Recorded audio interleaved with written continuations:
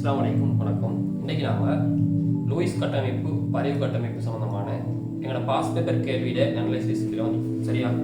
இது வந்து எங்களோட முதலாவது ஸ்ட்ரக்சர் இல்லை ஒரு லூயிஸ் கட்டமைப்பு அது சார்பான பரிவு கட்டமைப்பு அல்லது வேறொரு கட்டமைப்புலையுமே பரிவு கட்டமைப்பு இருக்கிறது.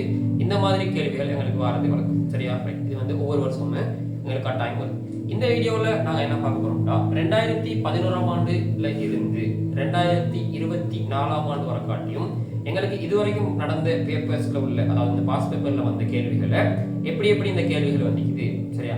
இந்த கேள்விகளோட ஒரு ஐடியாவை எடுத்து சரி இதுக்கு புறவு வர கேள்விகளை நாங்கள் ஈஸியா ஸ்கோர் பண்ணக்கூடிய மாதிரி நாம பார்ப்போம் சரியா.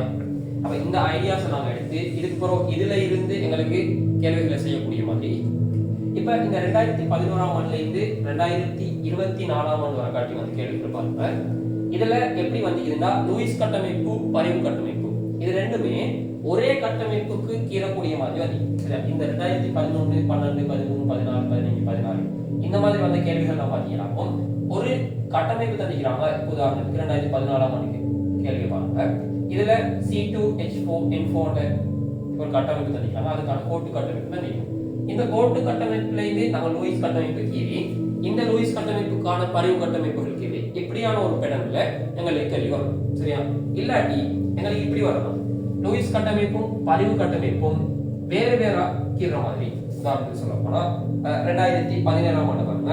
இந்த 2017ஆம் ஆண்டு வந்து கேள்வி பார்த்தீங்கன்னா இந்த ClO2F2+ சொல்ற கட்டமைப்புக்கு லூயிஸ் கட்டமைப்பு கேட்டிருக்காங்க. இன்னொரு லூயிஸ் கட்டமைப்பு தந்திக்கிறாங்க. இந்த லூயிஸ் கட்டமைப்புக்கான பரிவு கட்டமைப்பை எங்கள்கிட்ட கீழே சொல்லிக்கிறோம் சரி. இந்த மாதிரி ஒரு கேள்வி வரும். இதுல இருந்து கொஞ்சம் டிஃபரெண்டா 2015ஆம் ஆண்டு வந்த கேள்வி கொஞ்சம் டிஃபரெண்ட் ஆகி சரியா. இப்படி ஒரு கட்டமைப்பு தந்திக்கிறாங்க. இதுல QRT சொல்ற இங்கிலீஷ் லெட்டர்ஸ் தந்திக்கிறாங்க. இந்த இங்கிலீஷ் லெட்டருக்கு உள்ள மூலகங்களை கண்டுபிடிக்க சொல்றாங்க. இந்த மூலகங்களை கண்டுபிடிச்சு இதுக்கு போட்டு இதுக்கு ஒரு லூயிஸ் கட்டமைப்பு அதுல இருந்து பரிவு கட்டமைப்பு கீழக்கூடிய மாதிரி எங்களுக்கு கேள்வி வந்து சரி. இதான் கொஞ்சம் 2015 கொஞ்சம் டிஃபரெண்டா வந்து கேள்வி. மற்றபடி எங்களுக்கு வரது ரெண்டு பேட்டர்ல வரும்.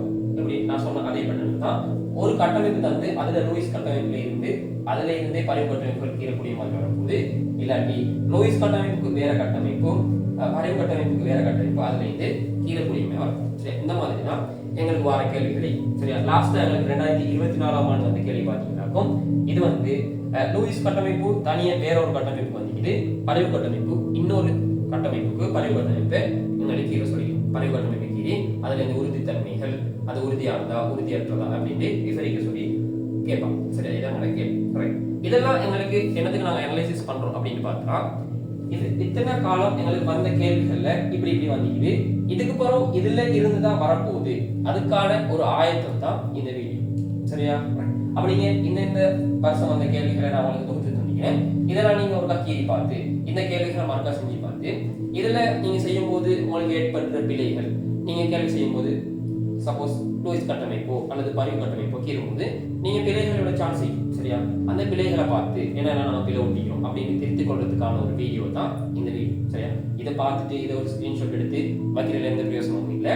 இதை நீங்க செஞ்சு பார்த்து இதுக்கான கட்டமைப்புகளை நீங்க கீறி ஓனா பிராக்டிஸ் எடுத்து அடுத்த இதுக்கு போற வார 2025ஆம் ஆண்டு இதுக்கு போற வார கேள்விகளை நீங்க வெற்றிகரமா எதிர்கொள்றதுக்கான ஒரு வீடியோ தான் இந்த வீடியோ சரியா.